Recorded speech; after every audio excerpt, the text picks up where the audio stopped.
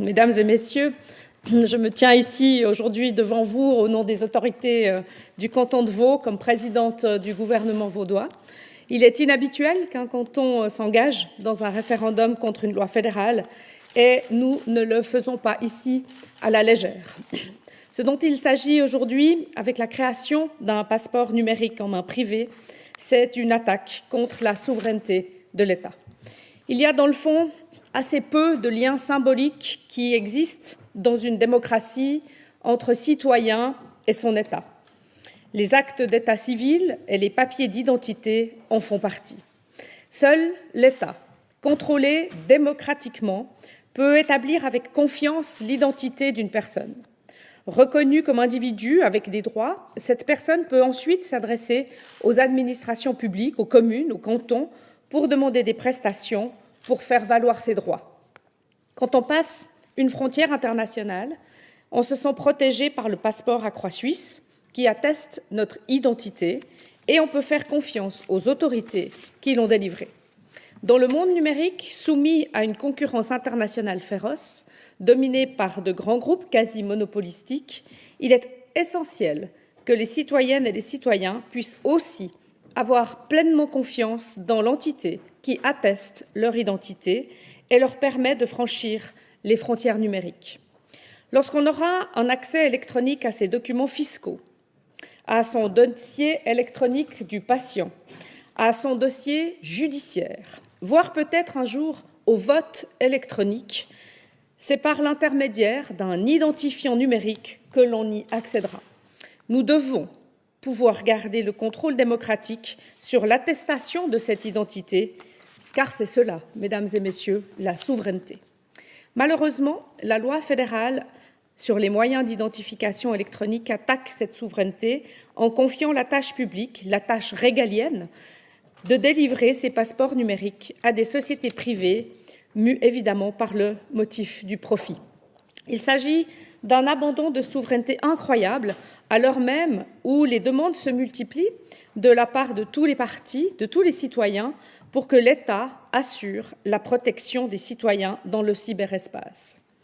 Tel est en tout cas l'avis unanime du Grand Conseil vaudois, notre pouvoir législatif, qui a amendé la loi sur la cyberadministration vaudoise dans ce sens. Seul un moyen d'identification électronique gratuit, délivré par une entité publique ou concessionnée, peut être reconnu par les administrations publiques vaudoises. Ainsi, la loi fédérale de l'e-ID, si elle entrait en vigueur, rendrait caduque la loi vaudoise et la volonté unanime, je le répète, de la droite à la gauche du Grand Conseil vaudois. C'est pourquoi nous nous engageons dans cette campagne.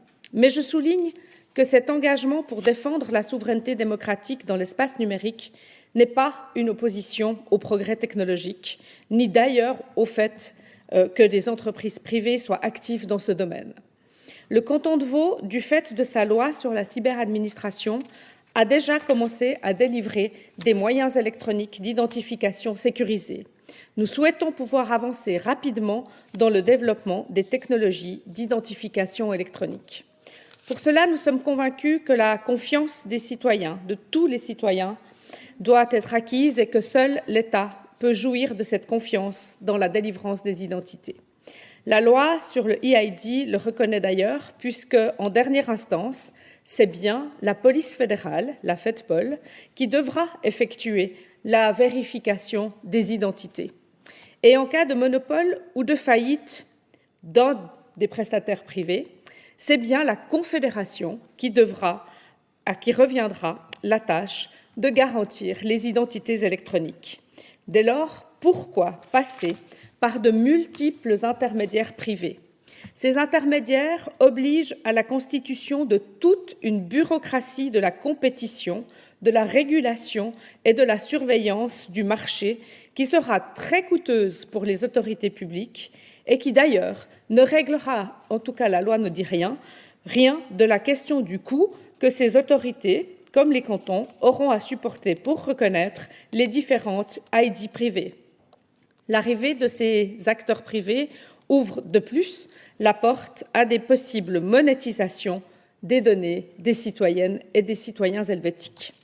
Les billets de banque, même s'ils sont produits avec des encres spéciales élaborées par une entreprise privée, restent émis par une banque publique, la Banque nationale. Il en va de même des passeports et des cartes d'identité qui bénéficient de technologies de sécurité de pointe produites par des entreprises suisses. Rien n'empêche que le passeport numérique utilise les meilleures technologies de sécurité produites par nos entreprises, avec le savoir-faire de nos hautes écoles, par exemple, parmi les meilleurs du monde, mais reste délivré par l'État, c'est-à-dire les cantons ou la Confédération, seuls détenteurs de la foi publique.